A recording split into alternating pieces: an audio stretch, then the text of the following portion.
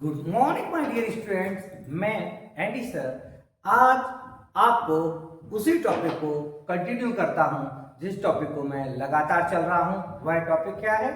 Tense का। मैंने अभी क्या पढ़ाया था आपको? प्रेजेंट इंडेफिनिट का। फिर मैंने आपको दूसरे वीडियो में क्या दिया? Present continuous. आज है present perfect and present perfect continuous.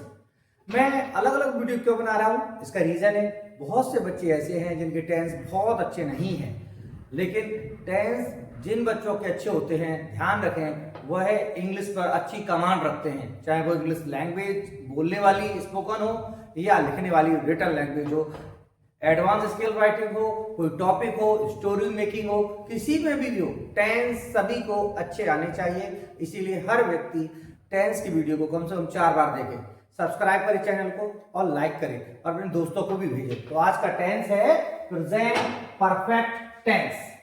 इसे संपूर्ण पूर्ण वर्तमान काल के नाम से जानते हैं। तो टेंस का नाम है, बोर्ड पूरा देखिए आप लोग, प्रेजेंट परफेक्ट टेंस। आप लोग स्क्रीनशॉट लेना चाहे ले लीजिए।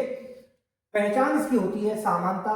हिंदी वाक्य अंत में चुका है, चुकी है, चुके हैं, लिया है, दिया है, खाया है, पिया है। चुका है, चुकी है, चुके हैं, लिया है, दिया है, खाया, पिया है। Present perfect tense is used to show, क्या दिखाता है, कहां प्रयोग होता है इसका? देखो जरा, an action completed in past, कार्य कंप्लीट जो हो चुका है पास्ट में, जो अभी अभी पूरा हुआ, काम हो चुका है पूरा, लेकिन फिर परफेक्ट कैसे हुआ? बट इट्स रिजल्ट और effect is connected with the present. उसका रिजल्ट और इफेक्ट प्रेजेंट में है। मैंने खाना खा लिया है, मतलब अभी खाया है, पास्ट में काम कर लिया है, लेकिन उसका इफेक्ट जस्ट नाउ अभी प्रेजेंट में है। तो इसका इंग्लिश में क्या है? An action completed in past, जो अभी अभी पूरा हुआ है, बट इट रिजल्ट और effect is connected with the present. तो ध्यान रखेंगे आप लोग, ये डिफाइन है। कोई पूछे प्रेजेंट परफेक्ट क्या होता है, तो आपका एन एक्शन वह कार्य जो कंप्लीट हो चुका है पास्ट में, लेकिन उसका इफेक्ट और प्रभाव या रिजल्ट कनेक्ट करता है प्रेजेंट से। इसकी हिंदी में क्या पहचान है?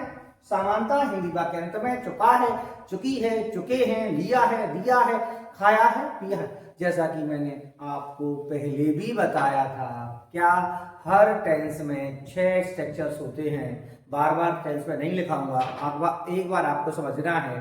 समझिए, पहले स्ट्रक्चर का नाम होता है अफर्मेटिव सेंटेंस, जिसे हम साधारण वाक्य कहते हैं। ये सब्जेक्ट है। अभी मैं सब्जेक्ट का पूरा वीडियो लेके आ रहा हूँ, सब्जेक्ट को क्या क्या कहते हैं।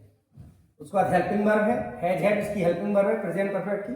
वर्ब की थर्ड फॉर्म आती है प्रेजेंट परफेक्ट में, जिसे थर्ड फॉर्म को हम पास्ट पार्टिसिपल के नाम से भी जानते हैं। प्रेजेंट आप वर्ब की थर्ड फॉर्म का दूसरा नाम पास्ट पार्टिसिपल भी है। Object, other word, full stop.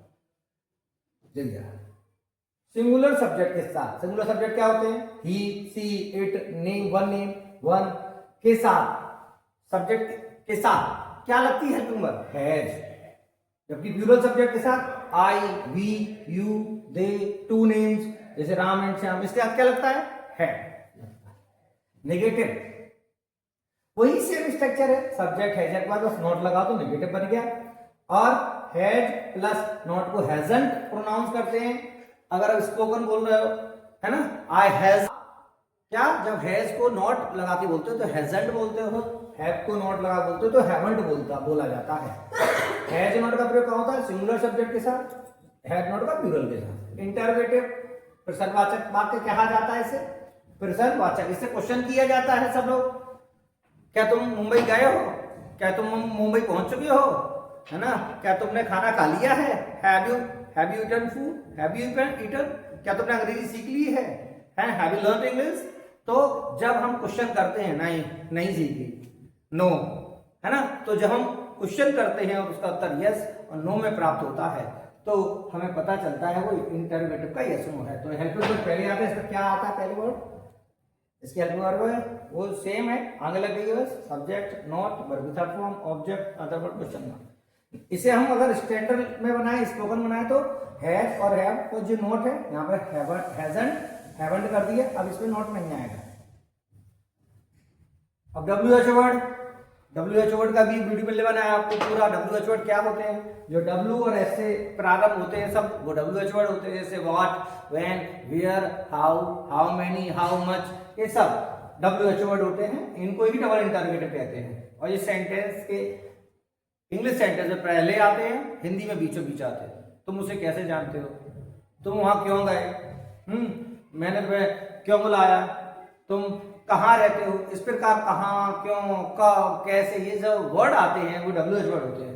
सबसे पहले WH वर्ड आएगा, helping verb has, subject, verb third form, object, other word.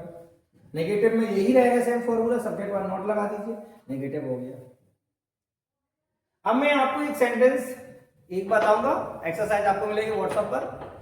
Exercise का पूरा आपको व्हाट्सएप कांटेक्ट कीजिए मुझसे 8109180702 पर, आपको व्हाट्सएप पर पूरी एक्सरसाइज मिलेगी। मैंने अपना काम कर लिया है, मैंने अपना काम कर चुका हूं, वह अपना काम कर चुका है, वे खाना खा चुके हैं, वे जा चुके हैं, मैंने पढ़ा दिया है, मैंने यूट्यूब चैनल बना लिया है ना, उसने झूठ बोला है, वे मुंबई पहुंच चुके हैं, चुका है, चुकी है, चुके हैं। तो मैंने अपना काम कर लिया है, वह खाना खा चुकी है, मैंने किताब पढ़ ली है। तो मैं सब्जेक्ट है तो आई के साथ क्या आएगा, हैव, क्योंकि चुका है ना लास्ट पे, परफेक्ट है तो आई हैव।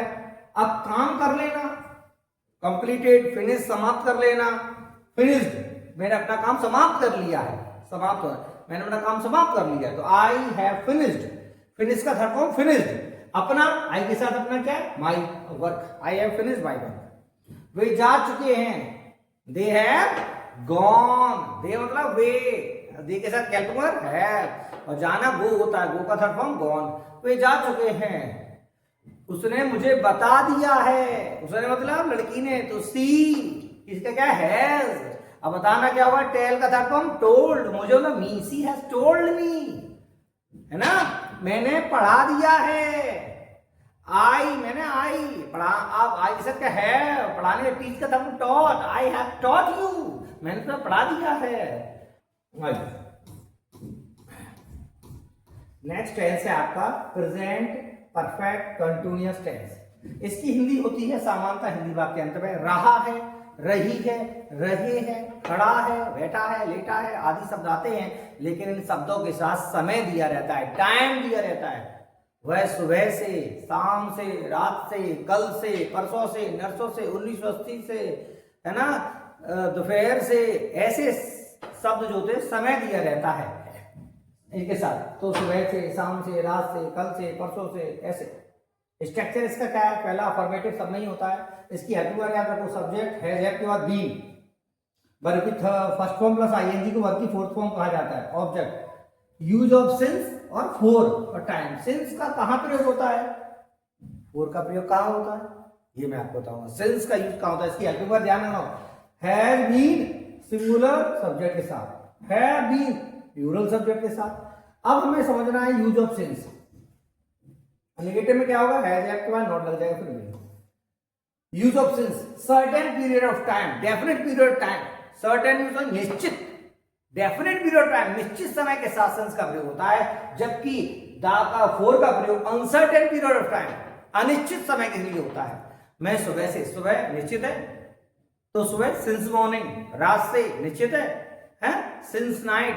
अब मैं 2 दिन से, 2 दिन कौन से पता नहीं, तो ये अनिश्चित है, फॉर 2 डेज।